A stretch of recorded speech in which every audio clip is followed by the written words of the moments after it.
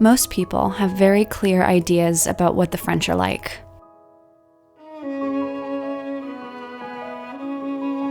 They like fashion, they like cheese, they like art. Many of us stereotype people whose cultures are unknown to us. We even see this in cartoons of French people.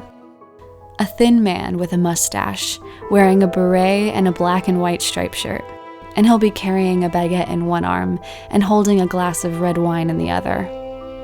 And more often than not, he'll look snooty. So much of what we believe about other people is created by American media.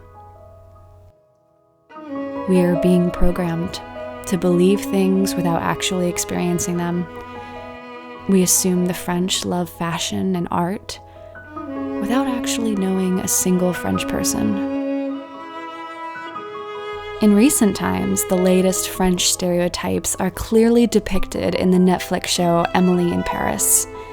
And before moving to Paris, I would have been entertained by the show, maybe even believed in its stereotypes.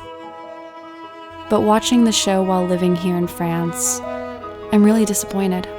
They painted French people to be a specific way: rude, sexual, and snobby.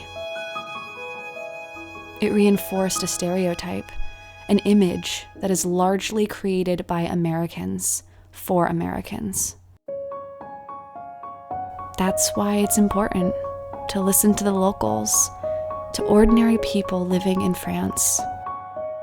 No romanticized Netflix show or tourist would know better than the people that actually live there.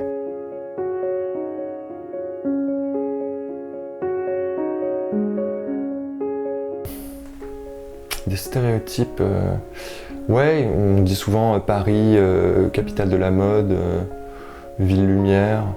Alors oui, c'est vrai, Fashion Week et compagnie, c'est vrai pour ça, mais il y a aussi beaucoup d'autres aspects. C'est une ville où les gens vivent concrètement, donc on y retrouve tout ce qui est essentiel à la vie. On y retrouve des boulangers, des plombiers, des menuisiers, des antiquaires, des chauffeurs de bus. Ce n'est pas que des gens qui travaillent dans le luxe, c'est pas que des gens qui sont des intellectuels en train de fumer des cigarettes à des cafés, quoi. C'est très protégé, c'est très musée, quoi. On dit souvent que c'est une ville musée, c'est un peu vrai. Mais c'est aussi, comme je le disais avant, c'est une ville vivante. Donc c'est une ville qui grandit. Il y a plein de dynamiques qui traversent la ville et qui la rendent beaucoup plus complexe que les images qu'on en retient. Mais faudrait pas croire que les Français sont fainéants ou je sais pas quoi, enfin les stéréotypes que les Américains peuvent avoir, qui sont mal polis et tout. C'est plus, je pense qu'il peut y avoir une défiance vis-à-vis des Américains, en fait.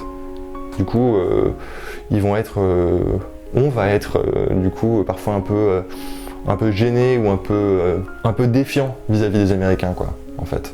Donc ça explique peut-être une certaine sécheresse un peu dans les échanges. Mais ouais, je pense pas que ce soit si étendu.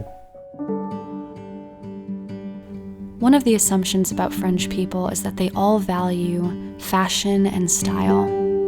When I first moved to Strasbourg in 2018, I assumed that all of France was like Paris, and that everyone would have a Parisian sense of style. So I bought some fitted dresses, a black and white striped shirt, a trench coat, and I cut my hair in a short bob. But I was wrong. A lot of people, younger and older, wear sweatshirts and jeans, t-shirts and Adidas. Paris is not France, and the French regions are vastly different from one another, including in the style.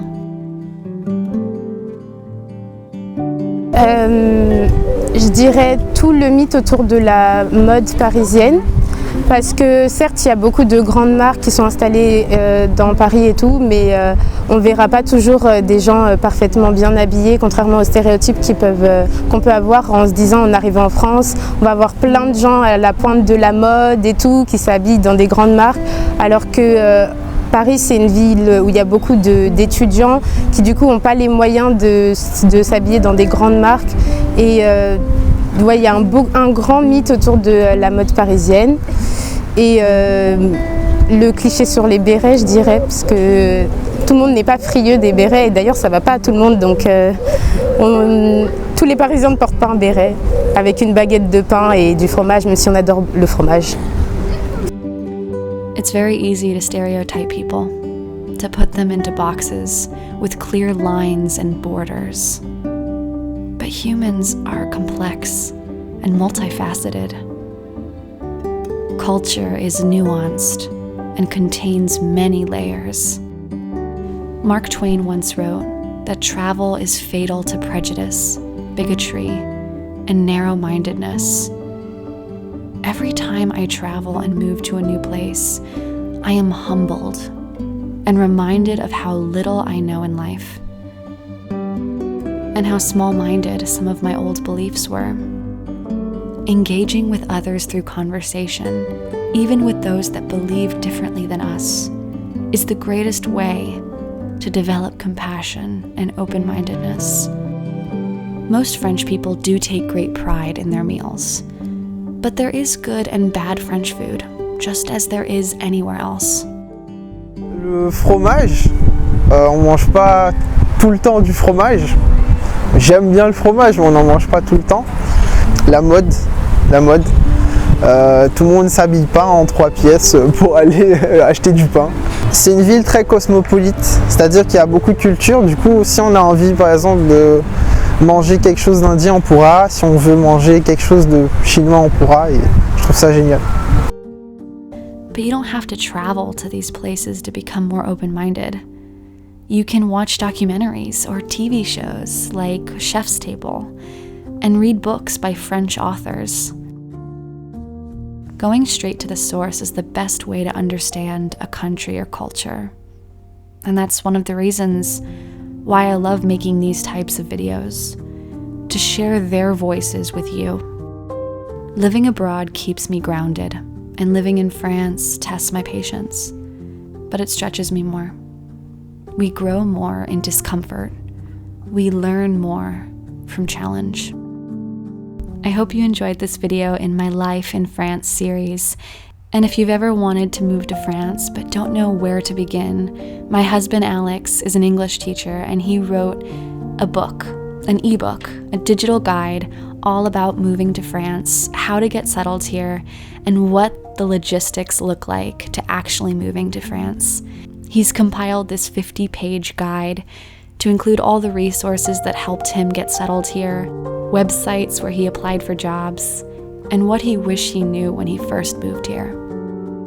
If you'd like to support the Simple Joys channel and would like to know this information about moving to France as an English teacher, I will include the ebook down below in the description box, as well as in a comment down below. I hope you're having a magical day, my friends, and I will see you next time here on the Simple Joys.